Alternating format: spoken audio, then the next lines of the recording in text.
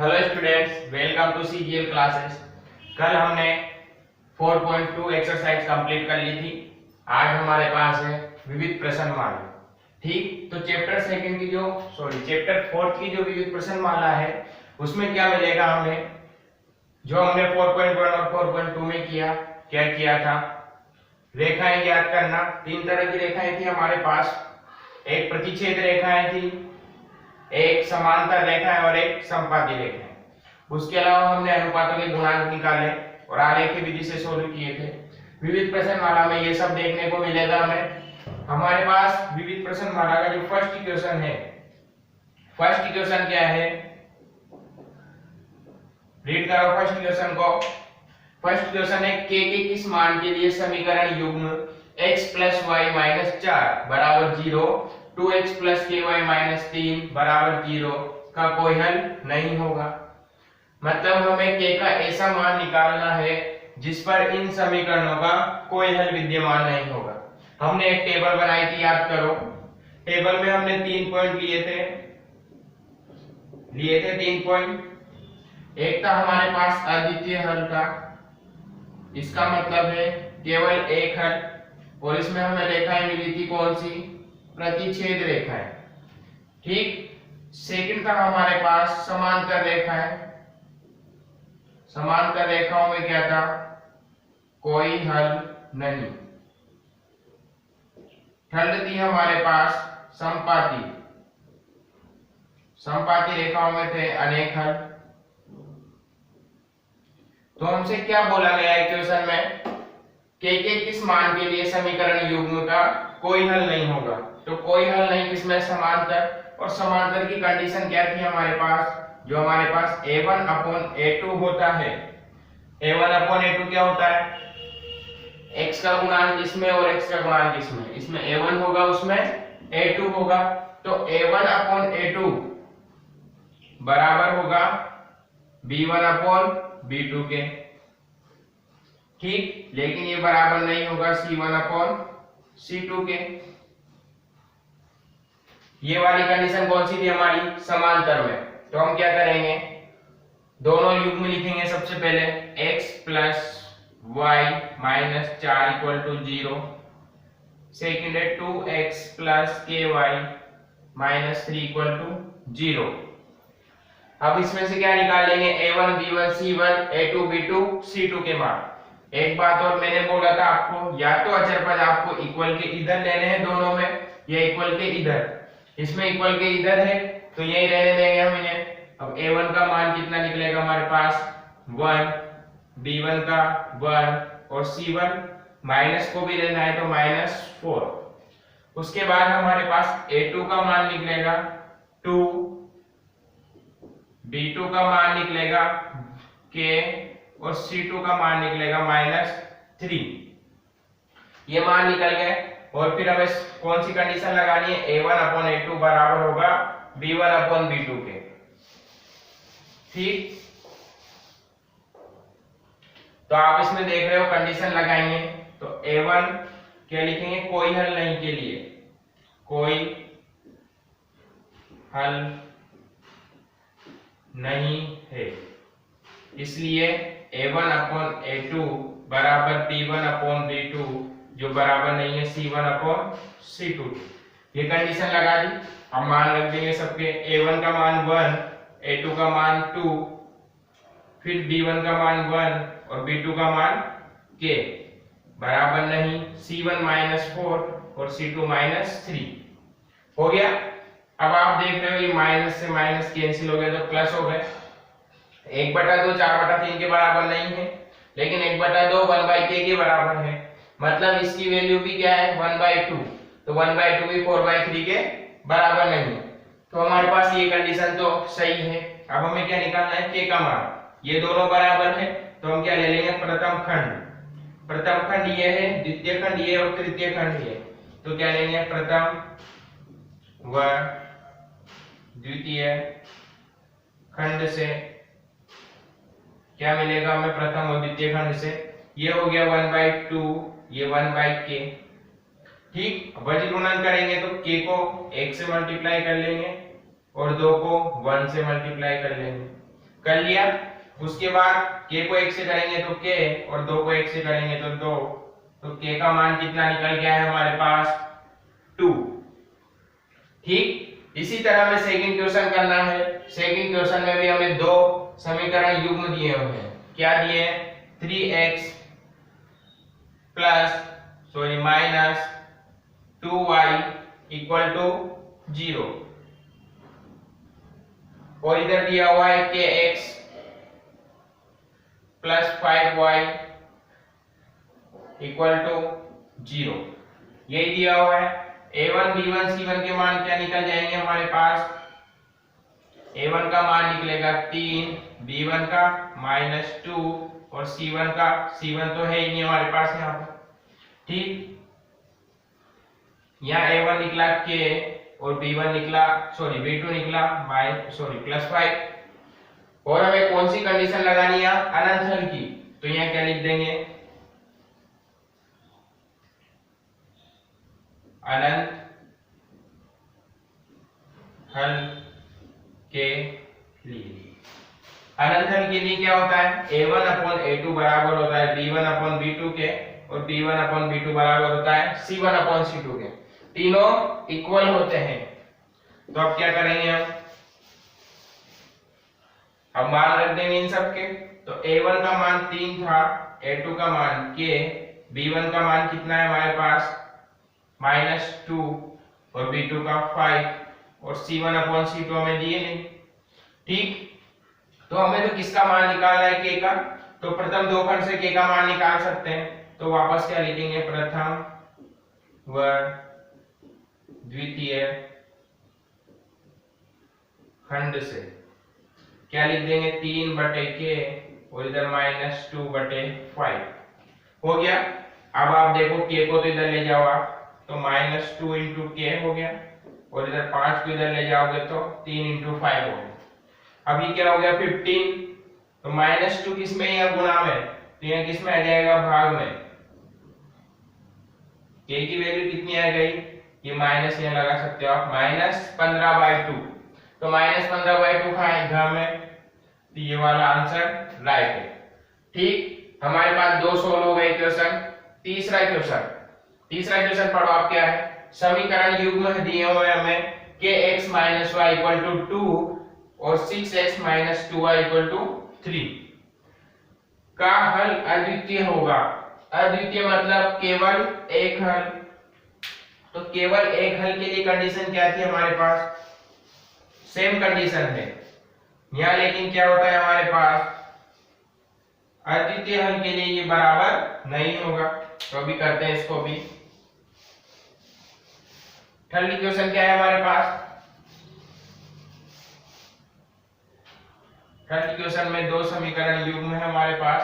एक है kx - y = 2, second है 6x - 2y = 3। फिर a1 b1 c1 a2 b2 c2 के मान निकालेंगे। तो a1 की वैल्यू k, b1 की वैल्यू -1 और c1 की वैल्यू 2। इधर a2 की वैल्यू 6, b2 की वैल्यू -2 और c2 की वैल्यू 3 निकल गई। हमें कौन सा हल निकालना है? अद्वितीय। तो अद्वितीय हल के लिए, अद्वितीय हल के लिए कंडीशन है हमारे पास a1 upon a2 not equal to b1 upon b2। Equal लिखेंगे और इसे क्रॉस कर देंगे तो ये क्या हो जाएगा? नॉट इक्वल टू मतलब बराबर नहीं है। तो a1 अपॉन a2 का मान b1 अपॉन b2 के बराबर नहीं है।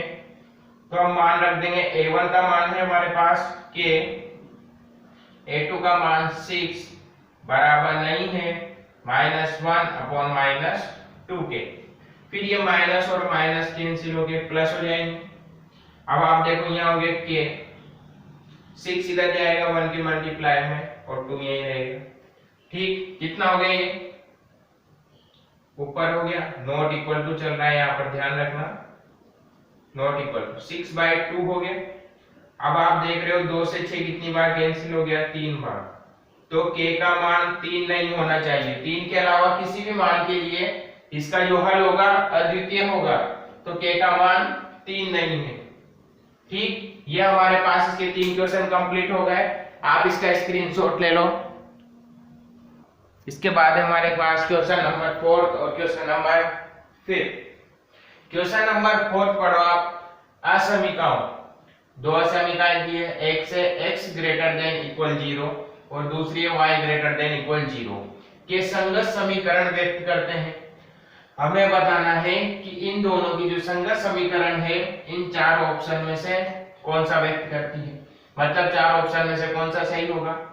तो सबसे पहले तो हम क्या करते हैं, संगत समीकरण पूछा है तो संगत समीकरण निकाल लेते हैं। फोर्थ क्वेश्चन हमारे पास दिया है x ग्रेटर देन इक्वल 0 और y ग्रेटर देन और इक्वल 0। इसके क्या निकालेंगे, संगत समीकरण। संगत समीकरण क्या बनेंगे, असमीकाओं की चिन्ह हटाने और इक्वल लगाने। ठीक, ये इन दोनों के संगत समीकरण है। अब आप ध्यान से देखो, फर्स्ट वाली क्या बता रही है, ये x अक्ष को व्यक्त करती है। तो आप देख रहे हो यहाँ पर x व y दोनों है। हम इसको ग्राफ में समझते हैं तो अच्छी तरह समझ में आएगा। ये हमारे पास होती है x अक्ष, ठीक, ये होती है y अक्ष। बन गई। फर्स्ट वाली इक्वेशन है x बराबर 0, तो x बराबर 0 कहाँ होगा हमारे पास, यहाँ पर तो क्या होता है x 1 2 3 4, इधर -1 -2 -3 -4। अगर आप इस फर्स्ट चतुर्थांश में कोई बिंदु लोगे तो x का प्रत्येक मान हमें कौन सा मिलेगा, धनात्मक, और इधर लोगे तो x का ऋणात्मक मान मिलेगा। इधर भी x का ऋणात्मक मान मिलेगा और इधर x का धनात्मक मान मिलेगा। और इस जो लाइन है हमारे पास क्षैतिज लाइन, इस पर x के मान मिल रहे हैं हमें। लेकिन आप ध्यान से देखो, जो ये y अक्ष है, तो अगर हम y अक्ष पर कोई बिंदु लें, जैसे यहाँ 1 है, तो इसके निर्देशांक क्या बनते हैं हमारे पास 0 1, मतलब x का निर्देशांक कितना होगा 0 और y का 1। तो हमारे पास एक y अक्ष ऐसी है जिस पर x का मान हमेशा 0 होगा।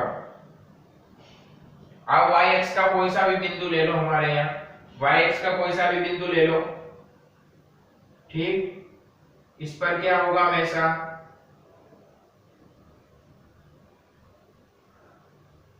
x का मान 0।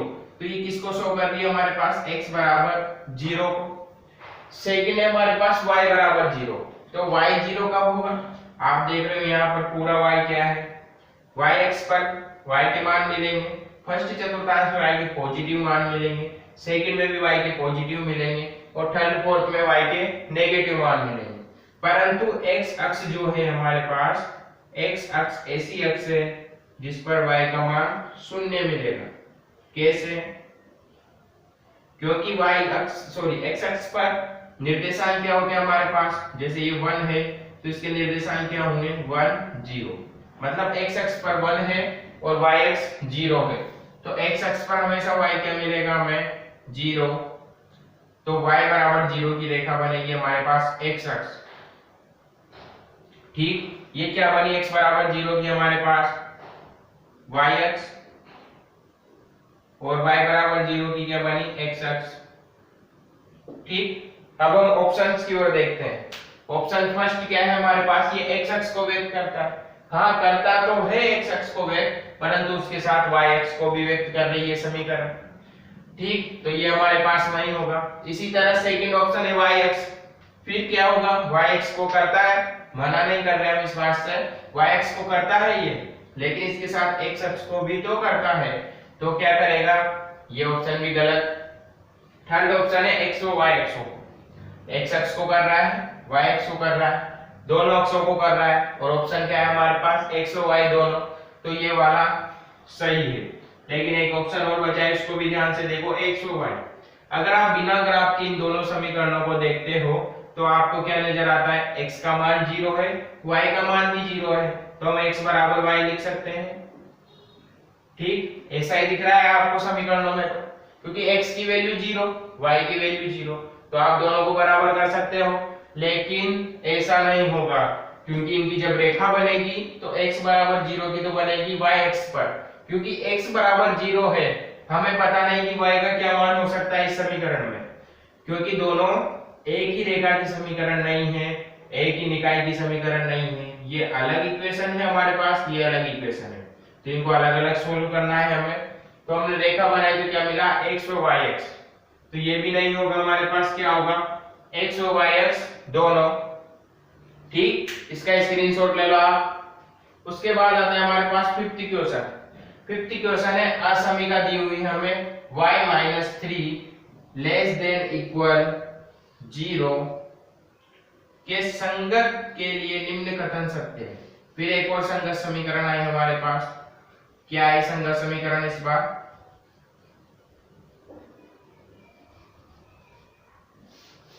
संगत समीकरण है हमारे पास, असमीका है सबसे पहले हमारे पास y-3 लेस देन इक्वल 0, इसकी संगत समीकरण बनेगी y-3, असमीका का चिन्ह हटा और बराबर लगा दिया, तो ये क्या बनी y बराबर 3, ठीक, y बराबर 3 का होता है हमारे पास, ये 1, ये 2, ये 3, इधर 1 2 3, तो y बराबर 3 का है। या अगर आप इसके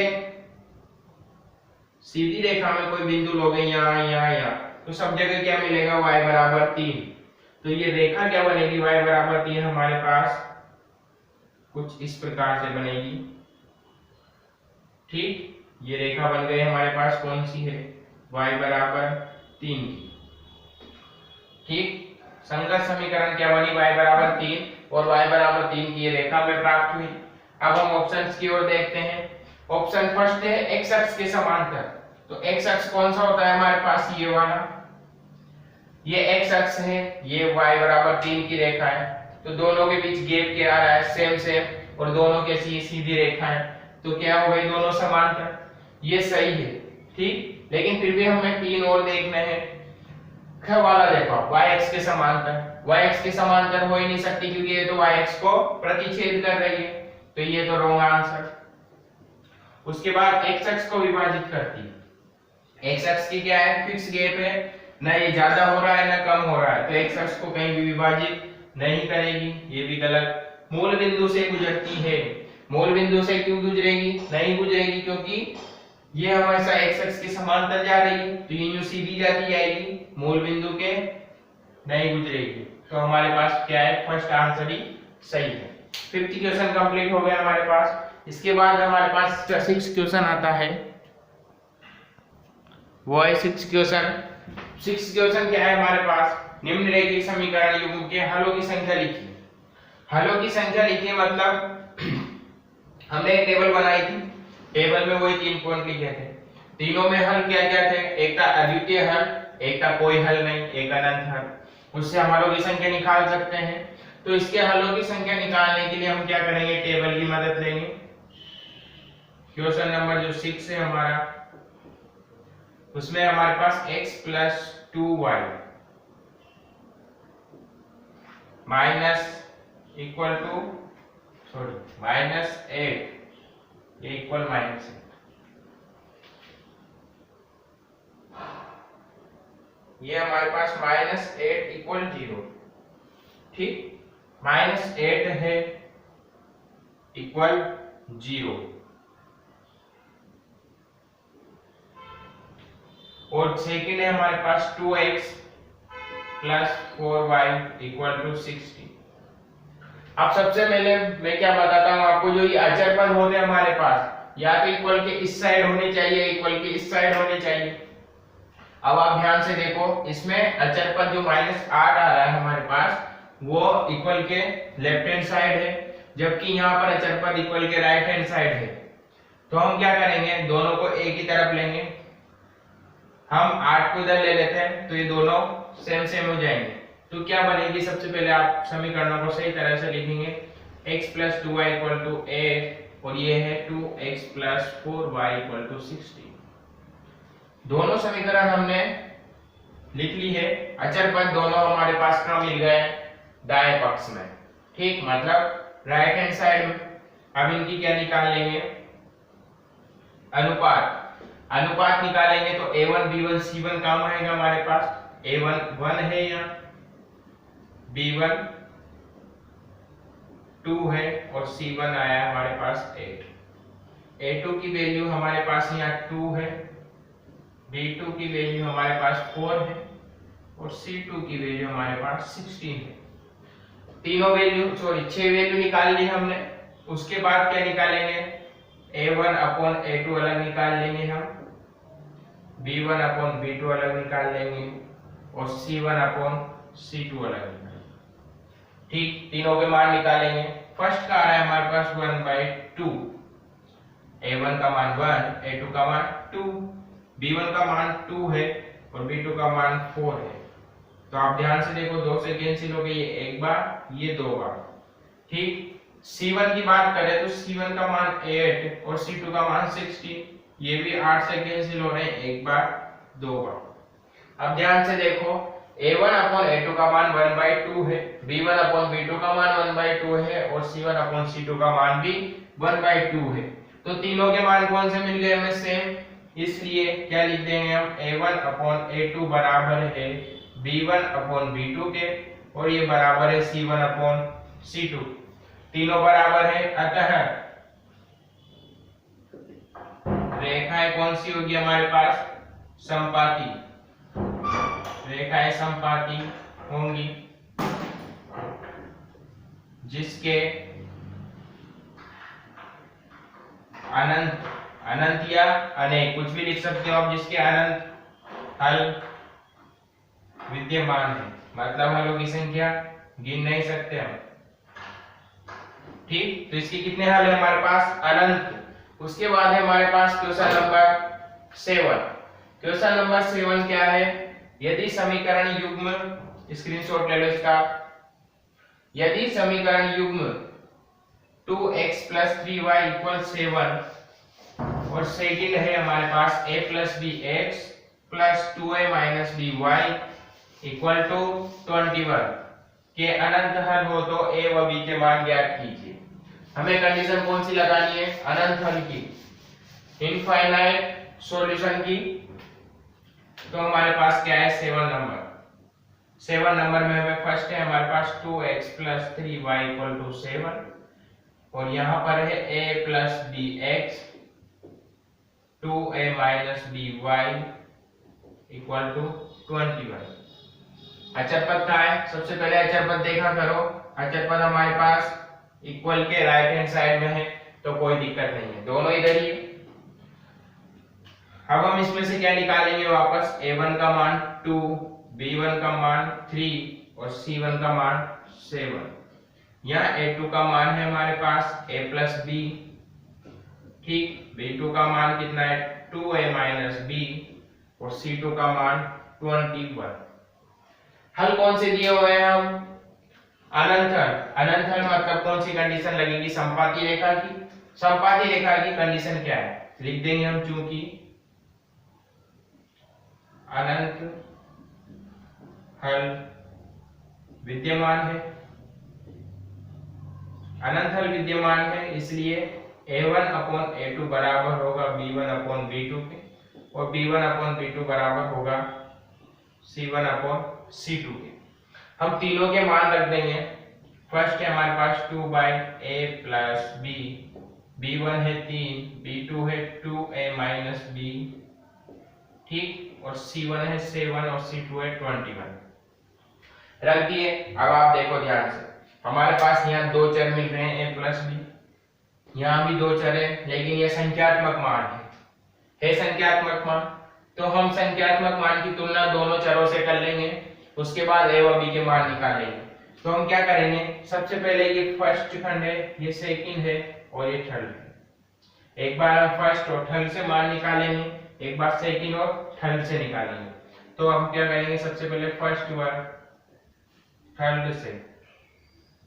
देखो आप, ये 2/a + b, आप इसको ये कैंसिल कर दो, ये 7 से 1 बार कैंसिल, ये 3 बार कैंसिल, 1/3 आ गया। तो 2a/b बराबर 1/3 हो गया। अब 3 को आप 2 को इधर मल्टीप्लाई कर दो तो 6 और a + b को इधर करोगे तो a + b हो गया। तो a + b बराबर कितना है हमारे पास 6। इसे आप समीकरण 1 दे दो। उसके बाद सेकंड करो, हमारे पास क्या है सेकंड व थर्ड से। सेकंड व थर्ड से क्या होगा, सेकंड है हमारे पास 3/2a माइनस b और 1/3, यही है। 3 को 3 से मल्टीप्लाई करो 9, 1 को 2a plus b 2a minus b से करो तो 2a माइनस का b। ये हमारे पास क्या निकल के है, सेकंड इक्वेशन। दो समीकरण आ चुकी है हमारे पास, तो दो समीकरण है और दो चर है, तो हम एक चर दोनों चर का मान आसानी से निकाल सकते हैं। कौन सी विधि लगाकर, कौन सी विधि लगाएंगे, विलोपन विधि। तो विलोपन विधि क्या है हमारे पास, हम लिखेंगे फर्स्ट, आप देख रहे हो विलोपन विधि के लिए हमें एक चर को नेग्लेक्ट करना होता है, मतलब हटाना होता है। तो हमारे पास यहाँ देखो a है लेकिन यहाँ 2 है, तो हम जोड़ेंगे या घटाएंगे, दोनों करेंगे तब भी ये हटेगा नहीं। b की देखो b या प्लस में है या माइनस में है, अगर दोनों को जोड़ देंगे तो b 0 हो जाएगा। तो हम क्या करेंगे, समीकरण 1 + 2 करने, ठीक, एक व दो को जोड़ देंगे, जोड़ो एक व दो को। फर्स्ट क्या है हमारे पास, a + b = 6, सेकंड है 2a - b = 9। जोड़ दिया तो जोड़ने पर चिन्ह चेंज नहीं होंगे हमारे पास। प्लस b माइनस b कितना हो गया, 0, ठीक।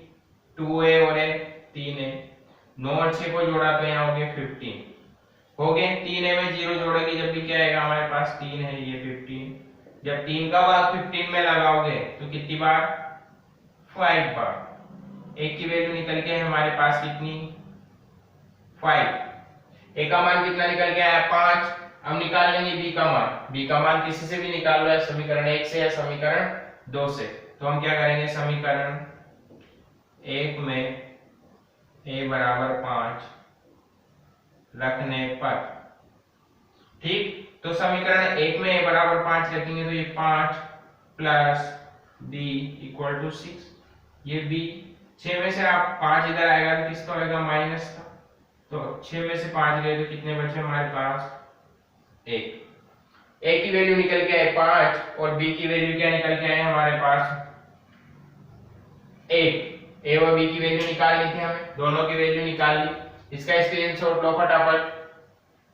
उसके बाद है हमारे पास क्वेश्चन नंबर 8।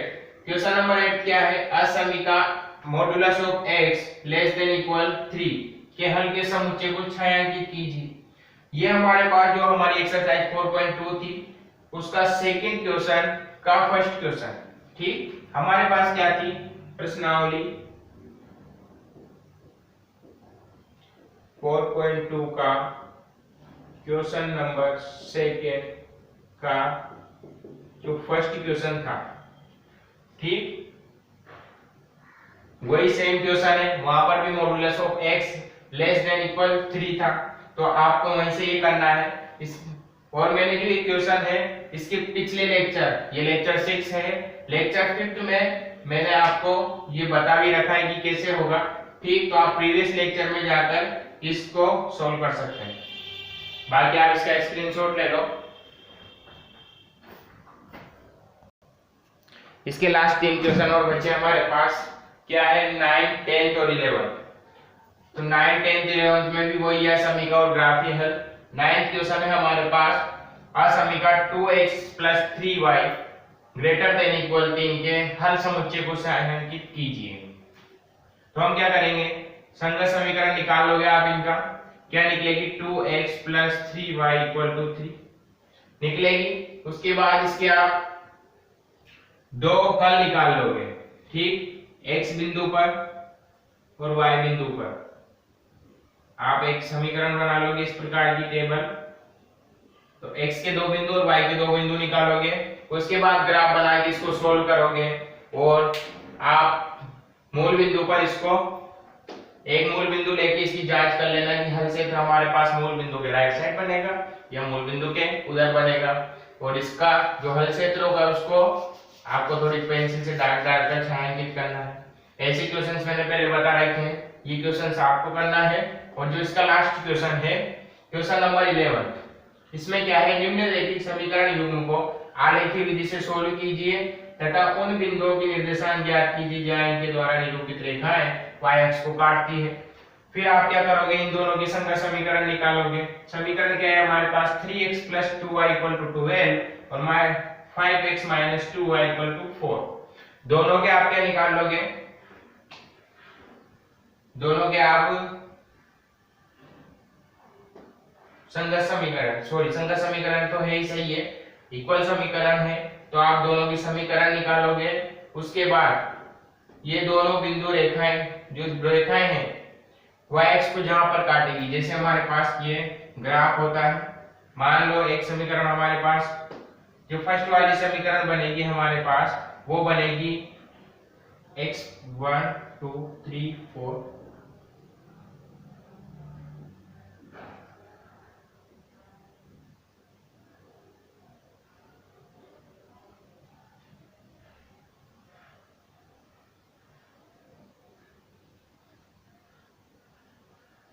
जो फर्स्ट वाली इक्वेशन है हमारे पास 3x + 2y = 12, ये बनेगी हमारे पास x पर 4 पर और y बनेगी 6 पर,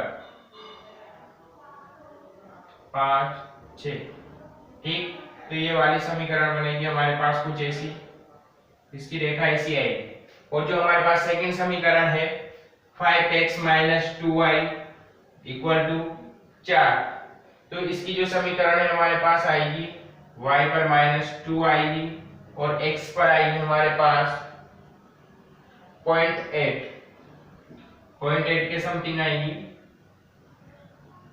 लगभग यहाँ पर। तो ये हमारे पास कुछ ऐसी बनेगी, ठीक।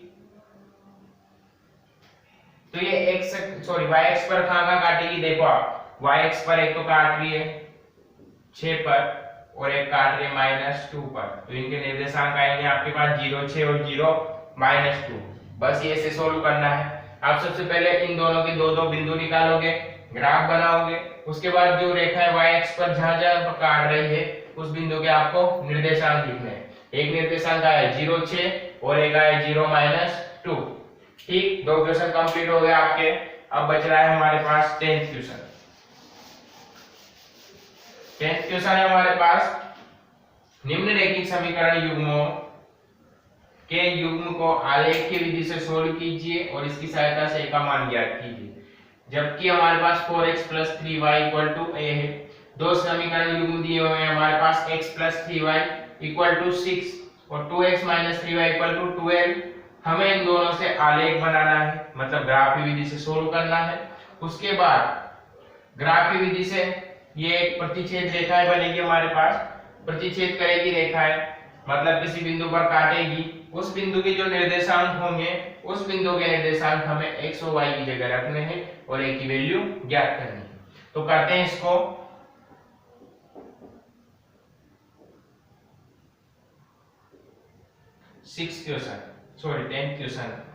टेंथ क्वेश्चन है हमारे पास, x + 3y = 6 और 2x - 3y = 12। दो बिंदु निकाल लेंगे।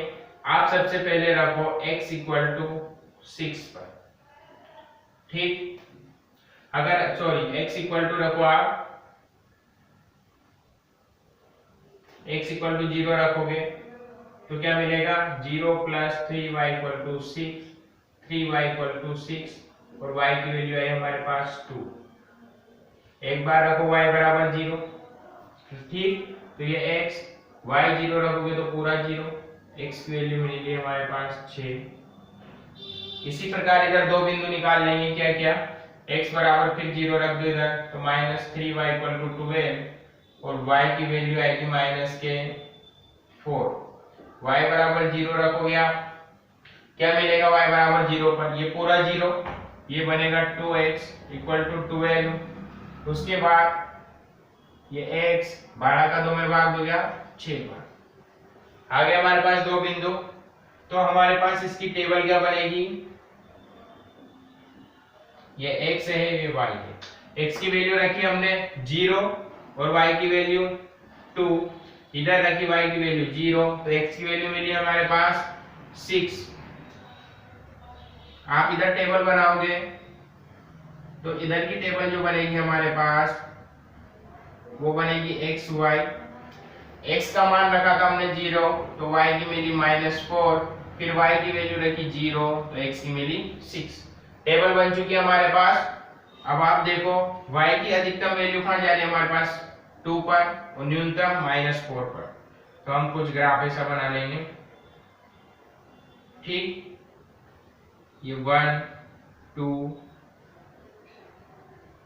3 4 5 6 -1 -2 -3 -4, इधर बन जाएगा 1, ये 2 1 2 3 4।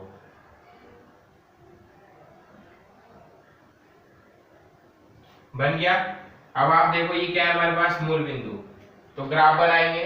तो x का मान है 0 और y का मान 2, ये x 0 को शो कर रहा है, ठीक, और y 2 को। तो हमारे पास एक बिंदु मिला ये। दूसरा है x 6 y 0, तो यहाँ पर x 6 मिला और y 0 है, तो दूसरी रेखा ये मिला दो, दोनों को मिल गई। उसके बाद सेकंड है x 0 y -4, x 0 है और y -4 है। सेकंड है x 6 और y 0, यही बिंदु है वापस। आप इसको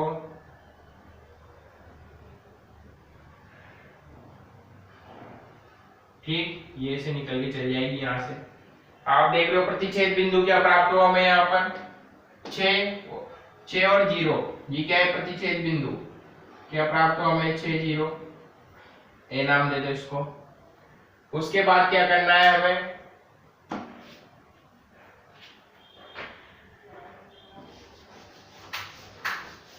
ए की वैल्यू निकालनी है, ठीक। हमें एक इक्वेशन दी हुई है क्या 4x + 3y = a, तो हम क्या करेंगे, x की वैल्यू क्या है हमारे पास 6, y की वैल्यू 0, x की वैल्यू और y की वैल्यू रखेंगे और क्या निकाल लेंगे मान। पहले हम एक लाइन लिख देते हैं, चूंकि रेखाएं बिंदु, बिंदु का नाम a दे रखा है हमने, रेखाएं बिंदु a 6 0 पर प्रतिच्छेद करती है,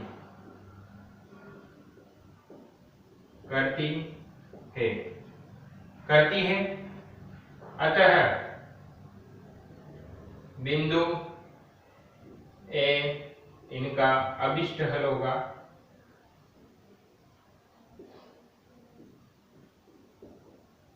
ठीक। अभिष्ट हल